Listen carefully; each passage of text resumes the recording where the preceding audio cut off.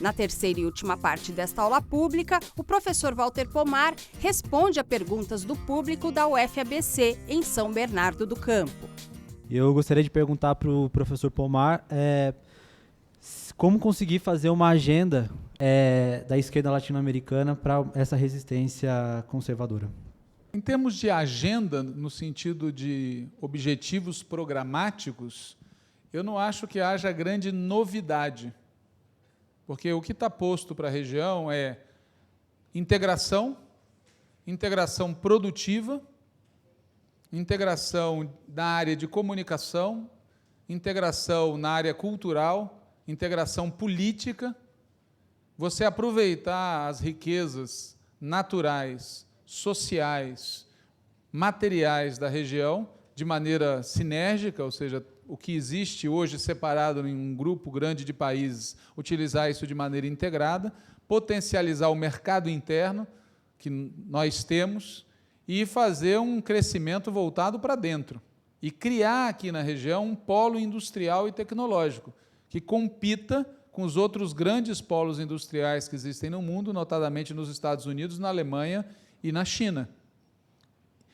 Essa é a agenda, que vai implicar numa dimensão também de segurança e uma dimensão de unidade política e ideológica. Essa agenda persiste existindo. O problema não é propriamente, eu acho, de agenda, mas tem a ver com a tática e com a estratégia que a esquerda regional vai adotar para deter e reverter essa contraofensiva.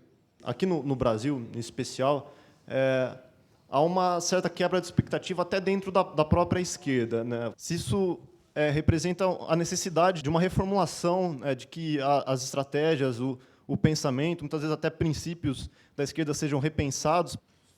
Isso que você falou sobre o Brasil é perfeito. Mas isso se aplica à Argentina e à Venezuela? Se pode acusar o chavismo ou o governo Kirchner de terem traído as expectativas do eleitorado? Não. E também foram derrotados. Significa dizer que, embora cada caso tenha a sua especificidade, existe um movimento global na região que não está vinculado às políticas conjunturais. Tem algum problema estrutural que nenhum dos governos da região conseguiu solucionar, que, ao não solucionar, causou essa derrota, que em alguns casos foi retardada e, em outros casos, foi acelerada por equívocos políticos, por opções feitas. Qual é, pegando o caso do Brasil, na minha opinião, o problema estrutural que não foi resolvido, né? E que, inclusive, conduziu o atual mandato da presidenta Dilma Rousseff a realizar esse ajuste que, como você disse, é de orientação conservadora, de orientação neoliberal. É um ajuste conservador, né? A razão de fundo é muito simples. Você imagine um governo de esquerda que se propõe a realizar uma elevação continuada do padrão de vida do povo, mas que, para fazer isso, precisa do Estado. E o Estado, para fazer isso, precisa de recursos. Só que este mesmo governo não criou as condições ou não tentou fazer uma reforma tributária que ampliasse os recursos do Estado. É óbvio que, em algum momento, os recursos disponíveis iam acabar. E, quando chegasse esse momento, o momento de passar o Pires, ia-se passar o Pires, ia-se depender de quem? As opções, se você tem uma estrutura econômica que foi mantida sob o controle do capital financeiro, sob o controle do agronegócio, sob o controle do capital transnacional, são muito reduzidas. E isso conduz a que o governo espere que o setor privado reative a economia para que, assim, volte a ter arrecadação, volte a ter capacidade de investimento. O problema é que o setor privado se move não pelo bem-estar, mas pela busca do lucro. E é óbvio que as conquistas sociais que foram financiadas durante anos elevaram o nível salarial da classe trabalhadora e reduziram a taxa de lucro. Portanto, esses setores privados não têm a menor disposição nem de pagar a conta via reforma tributária, nem têm disposição de manter a atividade econômica ativa, pagando salários superiores ao que eles desejam. O resultado é crise. Uma crise que vem numa espiral negativa em que o governo, na expectativa de enfrentar a crise, acentua ela. Porque, na verdade, a melhor política para sair de uma crise desse tipo é dobrar a aposta no investimento estatal. O problema, como eu disse, no caso do Brasil, é que as medidas políticas necessárias que permitiriam ao governo, nesse momento, travar essa disputa com o grande empresariado e obrigá-lo a fazer aquilo que ele não quer, as medidas políticas não foram adotadas. Já no caso da Venezuela, é a situação oposta.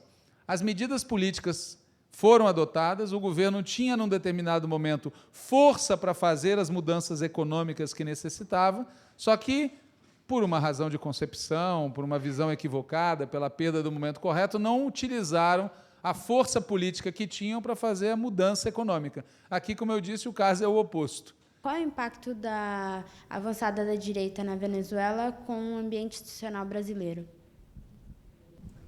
Eu acho que o impacto é grande, porque a direita brasileira, embora ela tenha vários setores, ela tem um segmento muito ativo que acredita que está em curso uma cruzada contra as forças comunistas, bolivarianas, chavistas, que é um pacote só que tem que ser derrotado, tem que ser exorcizado, tem que ser destruído. Quer dizer, é evidente que, do mesmo jeito que uma sequência de vitórias eleitorais de governos, de partidos progressistas, de esquerda, iam alimentando uns aos outros, o inverso é verdadeiro. Quer dizer, uma sequência de derrotas cria um ambiente na base social e popular desses governos de que, bom, nós vamos ser os próximos, que a próxima derrota é inevitável. E isso vai acontecer até que essa ofensiva seja detida. Assim é na história. Vai haver um momento em que essa onda vai ser barrada, e no momento que essa onda for barrada, se reconstitui as condições para um novo ciclo progressista. Eu não acho que nós já estejamos vivendo uma situação de não retorno. Eu deixei isso claro, espero, na minha primeira contribuição aqui na aula. Vai depender muito do desfecho da disputa no principal país da região, que é o Brasil. Ou seja, se no principal país da região aquelas forças que foram derrotadas regressam, isso vai ter uma consequência muito poderosa sobre o conjunto da região. Se, pelo contrário, essa ofensiva é detida aqui, o efeito é que pode haver o regresso dos partidos de esquerda aos seus governos. A gente tem uma tendência a olhar os fenômenos sempre prestando atenção naquilo que é principal. O principal tem uma contraofensiva reacionária e as forças progressistas de esquerda estão sendo derrotadas uma atrás da outra. Só que tem um outro lado que precisa ser visto. Essa contraofensiva é uma ação de múltiplas forças que tem muita dificuldade de construir um programa de longo prazo. Qual é o programa de longo prazo dessas forças? Realinhar o continente aos Estados Unidos? Esse país que está vivendo muita dificuldade para recuperar a sua hegemonia e que está perdendo a disputa de longo prazo com outros polos de poder? É esse o projeto de longo prazo? Se é esse o projeto de longo prazo, eles têm problemas muito profundos a enfrentar, que, mesmo que eles vençam do ponto de vista imediato, vão continuar existindo. Então, é dessa maneira que eu vejo a